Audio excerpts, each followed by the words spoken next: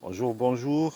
Aujourd'hui, mardi le 26 août, je voulais partager cette vidéo avec vous afin d'expliquer un petit peu le système de piégeage que j'utilise, que je vois que ça fonctionne parfaitement jusqu'à présent.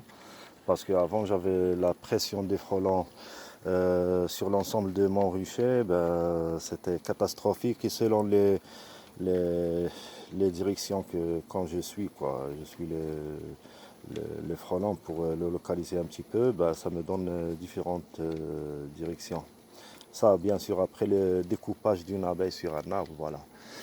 Euh, le système, on m'a demandé plusieurs personnes sur le privé ou bien sur le public comment je fais ou bien comment je le fabrique. C'est un bidon qu'on cherche ou bien qu'on achète chez les marchands des olives ou bien des produits alimentaires. Voilà, simplement, ou bien un simple bidon qui ressemble à ça. L'essentiel, qu'il doit être grand. Comme ça capture bien, je vais expliquer pourquoi. Ou bien des bidons, simplement des bidons de sirop comme celui-là, ben n'importe, on s'en fout de la marque. L'essentiel, c'est l'emballage. Voilà. Ici, on va découper le bidon par le bas. On introduit un grillage d'une forme conique, comme ça. On installe à l'intérieur une petite boîte en plastique ou n'importe. Ça, c'est un ancien piège qu'on achète chez l'Action, quoi. Voilà. Moi, je remplis avec du sirop lourd, simplement. Voilà. Et voilà, déjà, il y a deux qui veulent rentrer. Je l'ai mis simplement sur deux briques ou deux blocs. Voilà, un petit peu moitié à l'ombre, moitié au soleil. Ici, je l'ai installé sur cette ruche-là.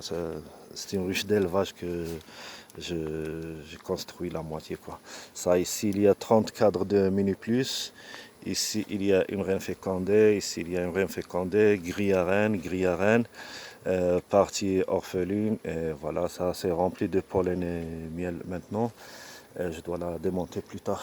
Bon voilà, et après j'ai mis le sirop, je vais essayer de mettre devant vous parce qu'il y a plusieurs personnes qui me disent ben, ça va faire rentrer les abeilles.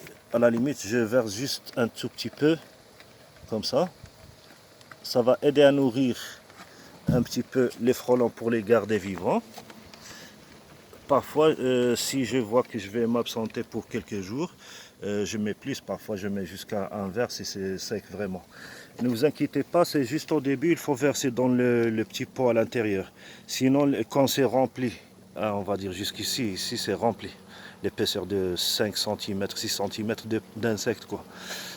Quand c'est rempli, donc on va verser directement parce que ça va être absorbé par les cadavres, quoi. Et ça attire les frelons asiatiques. Quelques guêpes de temps en temps. Pour le moment, je vois aucune guêpe qui rentre parce qu'ils ne vont pas rentrer dans ce carnage-là. Et les abeilles non plus, jamais j'ai vu une abeille qui rentre ici de ce piège. Voilà. Ici, il y a les abeilles qui travaillent normal. Ils ont repris leur activité. Je dois un petit peu retirer un petit peu la grille à rein plus tard. Et voilà, ça marche bien. Et je vais vous expliquer aussi le système avec les bidons. Voilà, c'est simple comme ça. Quand c'est vide, on laisse un petit peu à l'intérieur, un petit verre.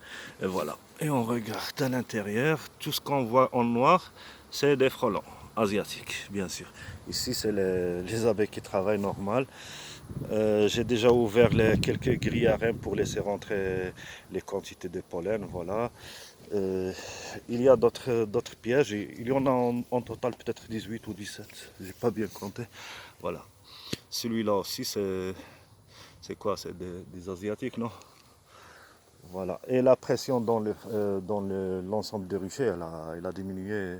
Franchement, on voit quelques frelons de temps en temps.